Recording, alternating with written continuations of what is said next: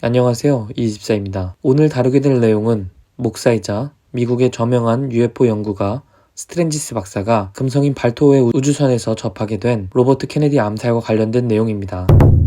1968년 6월 5일은 역사 속에 길이 남을 것입니다. 이날은 바로 로버트 케네디가 총격으로 사망한 날입니다. 이 사건은 경호의 미비와 부주의함 그리고 진지한 경고를 등한시하고 무시한 데서 발생한 비극적인 암살 사건이었습니다. 나는 여기서 그 운명의 날에 로스앤젤레스의 엠베서더 호텔에서 일어난 이 사건의 실체에 대해 세부적인 내용을 말할 수는 없습니다. 하지만 사건 조사에 책임 있는 당국자들은 허용된 보도들보다는 훨씬 더 많은 것을 알고 있다고 말할 수 있습니다. 사건 현장의 입구와 창틀에 남아있던 어떤 단서들이 제거되었다는 사실에 관계된 보고들이 최근에 표면화되었습니다. 즉, 결정적인 증거인 단서들은 모두 사라져버린 것입니다.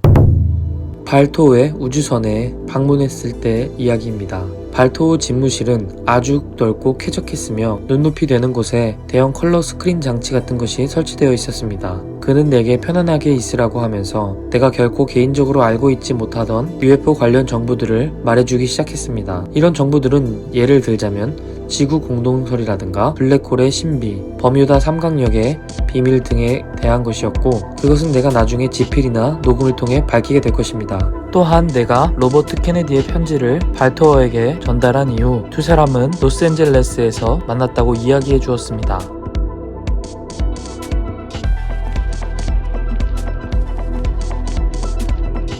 케네디의 첫 인상은 매우 신경과민적이고 의심이 많은 사람 같았지만 정치적으로는 희생돼서는 안 될 사람이라고 언급했습니다. 하지만 그는 지적하기를 케네디가 신변 안전에 조심하라는 자신의 충고를 마음에 새길 거라고는 믿지 않았다고 말했습니다.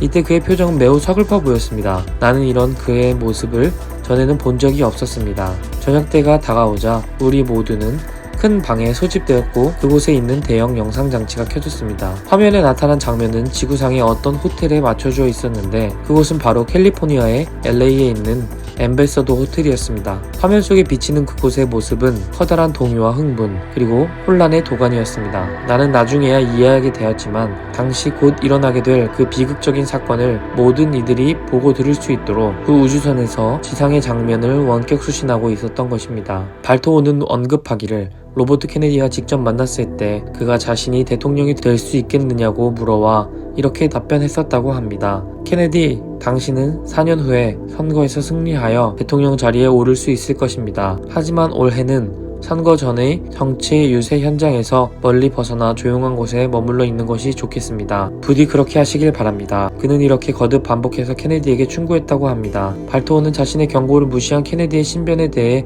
대단히 우려했고 또한 그것은 거기에 모인 다른 승무원들도 마찬가지였습니다. 화면 속에서 케네디가 군중들을 해치고 앞으로 나오는 광경이 보이자 우리의 긴장은 높아만 갔습니다. 그때 발토호가 외쳤습니다. 오 하나님, 그를 도와주십시오. 동시에 몇 발의 총성이 울렸고 그것은 마치 모든 악마들이 달려드는 것처럼 생각되었습니다. 발토호는 자기의 의자에서 꼼짝도 하지 않았습니다. 나를 안내했던 여성인 틸은 놀라 자리에서 벌떡 일어나며 그가 충고의 귀를 기울였더라면 이라고 탄식하며 말을 잇지 못했습니다. 케네디의 많은 수행원들 가운데 로지 그리어라는 사람이 있었는데 그가 몸을 던져 케네디의 몸을 가림으로써 더 이상의 피해를 막으려고 했으나 때는 이미 늦었습니다. 혼란의 와중 속에서 다시 총성이 울려 퍼졌고 총탄은 케네디에게 명중되었습니다. 군중들의 비명과 고함 소리가 뒤섞인 아수라장 속에서 케네디는 길바닥에 쓰러졌고 다른 이들은 범인인 시란을 체포하려 덤벼들기 시작했습니다. 나중에 이 사건의 조사는 과거 존 F 케네디의 암살 사건 때처럼 미적거렸고 결국 비슷한 방식으로 은폐되고 말았습니다. 향후 언젠가는 이 사건 전모에 대한 진실이 밝혀질 것입니다. 발토호와 그의 동료들은 비통한 심정으로 그 슬픈 광경을 지켜보았습니다.